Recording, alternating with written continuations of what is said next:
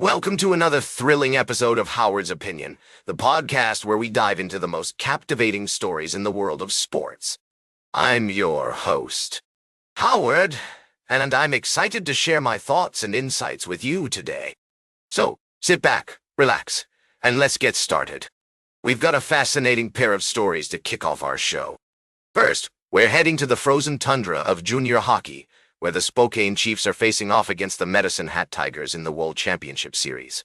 Now, I know what you're thinking. What's so interesting about a couple of teams battling it out for a junior hockey title? Well, my friends, this series has been an absolute nail-biter, with the Tigers taking a commanding lead and the Chiefs fighting to stay alive. But here's the thing. The Chiefs are struggling to find their footing, particularly when it comes to getting off to a strong start. They've allowed the first goal in 14 of their 19 playoff games, including all 4 games in this series. That's a staggering statistic, folks. And if they want to turn things around, they'll need to figure out how to stay out of the penalty box and find a way to neutralize the Tigers' potent power play. Now, let's shift gears and head to the NFL, where the Washington Commanders are making headlines for all the right reasons.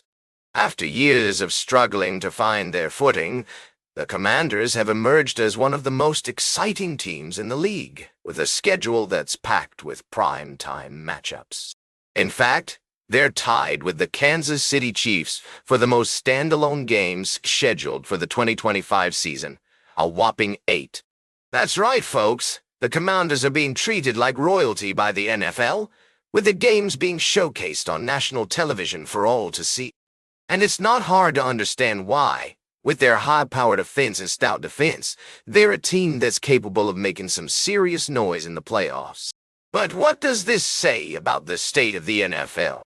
Are the Commanders truly a team on the rise, or are they just benefiting from a favorable schedule? And what about the Chiefs? Can they continue to dominate the league with their high-flying offense and stout defense?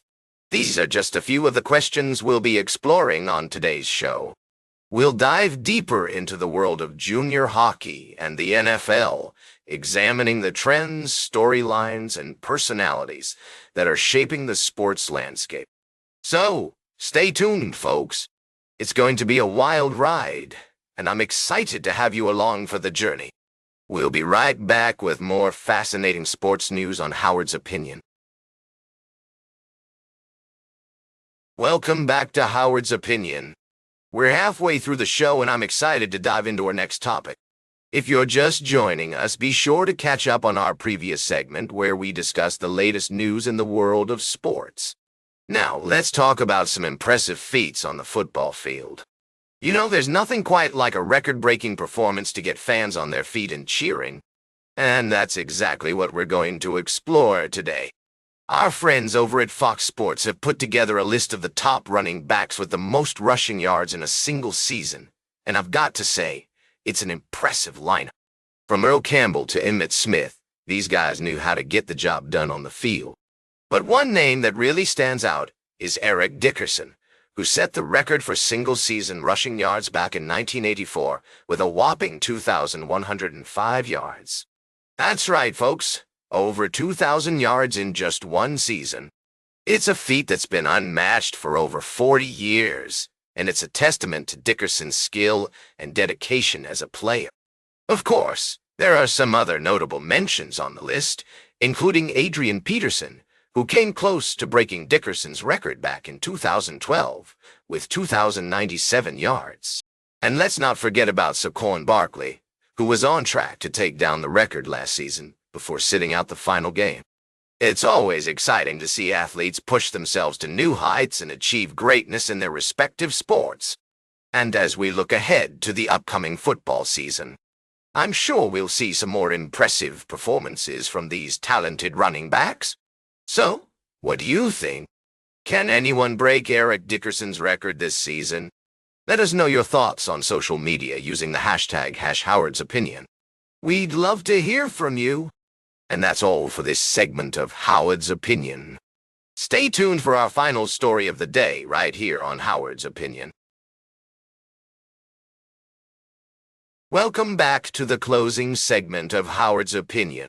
Today, We're going to dive into the world of sports and finance, where the lines between athleticism and entrepreneurship are increasingly blurred.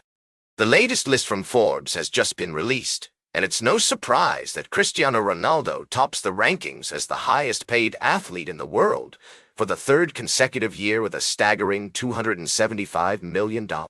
In my humble opinion, this is not just a testament to Ronaldo's incredible talent on the field, but also his savvy business acumen off it.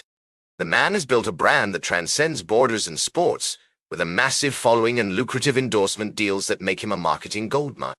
And let's be real, at 40 years old, he's still got it. The skills, the charm, and the bankability. Now, I know some of you might be thinking, but Howard, this is not a talent contest. And you're right. It's not just about who can kick a ball or throw a punch the hardest. It's about who can build a brand, who can leverage their fame, and who can make the most of their earning potential. And in that regard, Ronaldo is the undisputed champion. But what's also interesting is the company he keeps on this list.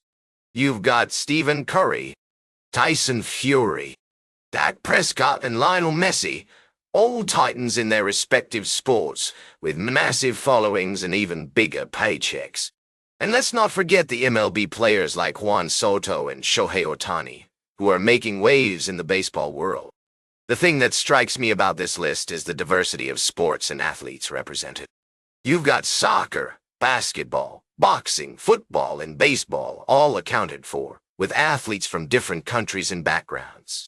It's a testament to the global nature of sports and the fact that talent and hard work can take you to the top, regardless of where you come from. Now, I know some of you might be thinking, but Howard, what about the money? Is it really fair that these athletes are making so much? And that's a valid question.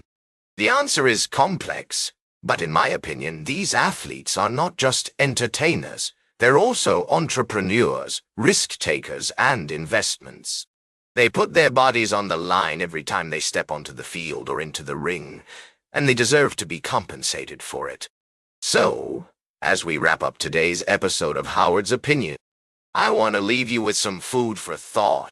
The world of sports is changing, and the lines between athleticism and entrepreneurship are blurring. These athletes are not just heroes on the field. They're also moguls in their own right, building brands and empires that will outlast their playing careers. That's all for today's Howard's Opinion. Remember to like, share, and subscribe. And until next time, these are some of my humble thoughts. Keep it locked to Howard's Opinion for more analysis, commentary, and debate on the world of sports and beyond.